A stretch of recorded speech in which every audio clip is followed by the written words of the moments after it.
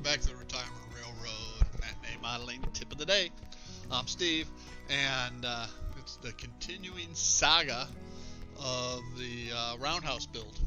Okay, and it's 3 of the Walthers 3-stall roundhouses, and because of the truncation of the roundhouse and the intricate wiring that I have and pre-installed, etc., along with the switch panel here, I'm building it in place.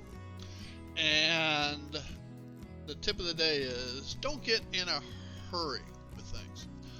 Right now I am on day 8 of this build, and it's important to note that there's a lot of pre-work done on this model.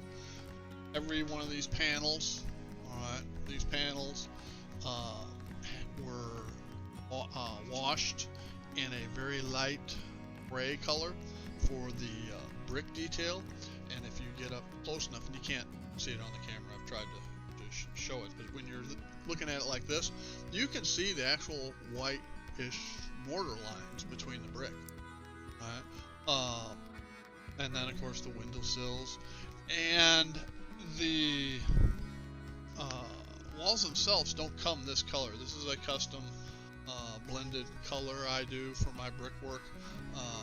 It came a lightish brown type color, but I wanted more of the traditional red brick because that's what you saw back in the 50s and 60s, a lot of, especially in the Chicago area.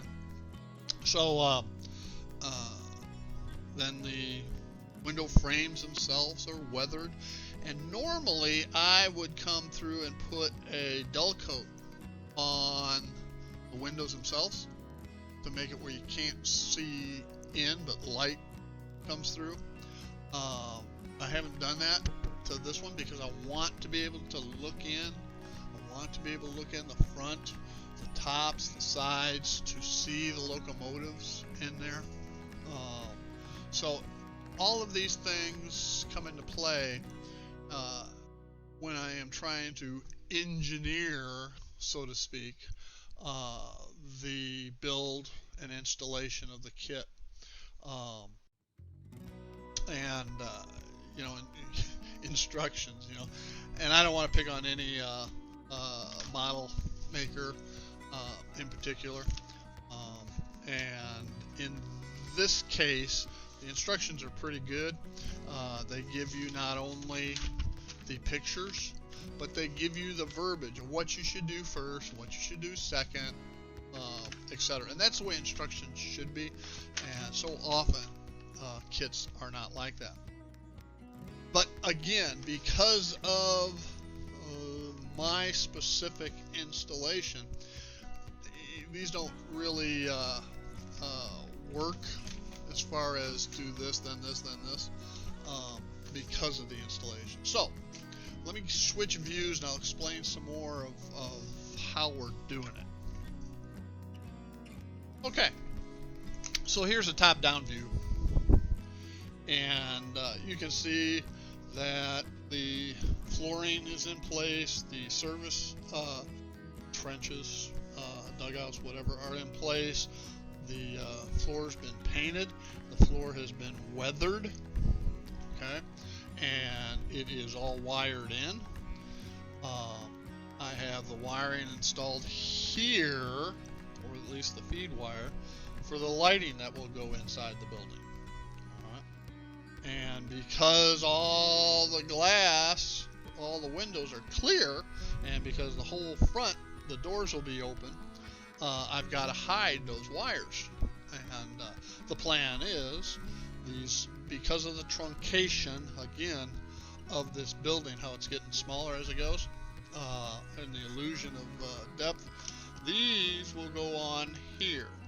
So all I have to do is I will separate these wires, one on each direction, that will come up and then run along the roof rafter to the front. there will be 2 feeder bus bars right underneath this section with 4 LEDs every other bay wired in to light it up. Okay, so that's kind of the lighting plan. And again, it takes, went through a number of reiterations of how I thought I could do different aspects of this build. And not all of them would pan out. Okay. Originally I was going to make it where all of these panels, these second panels, would come off so that you get into and look at the inside. Well, that won't work right due to these beams and the rear panels, the truncation, etc.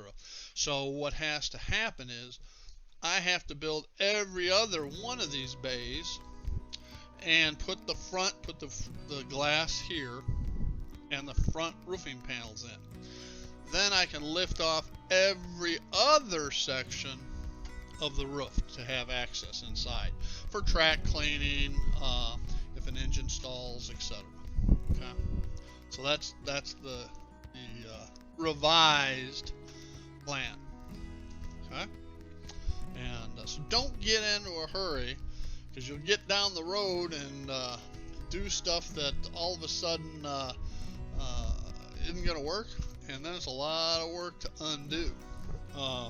These door panels, as an example, have very fine hinges so that they can open and close. My recommendation is don't make them where they open and close. You know, if you have extra service bays, make them where they come off, maybe, where you can change the position from closed to open, but don't rely on the hinges because they're too fragile to keep swinging open and close. I've got one set on with the face plates, and I fixed it. It is glued in place, glued in the open position.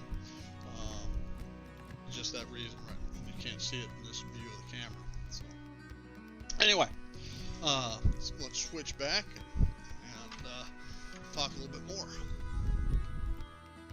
All right. You'll notice I'm wearing my headset today because I get a lot of feedback that my audio gets drowned out, etc. And it's not that the microphone's not, my other mic is not doing what it's supposed to be doing. But I have a tendency, as you notice, to be animated and move around. And when I do that, if I turn away from the microphone, all right, it sounds like I'm mumbling, and then the background music takes over, etc., etc. So I'm just wearing the headphones. That way the mic stays with me when I turn to point to something behind me, such as this. And you don't lose that audio. So anyway, another tip of the day. So this is, Heath Hurwitz from Humanity Junction labeled, say, don't be like Steve. And he's right, don't be like me. All right. Or be like the me that fixes the things you don't want to be like. Does that make sense? All right.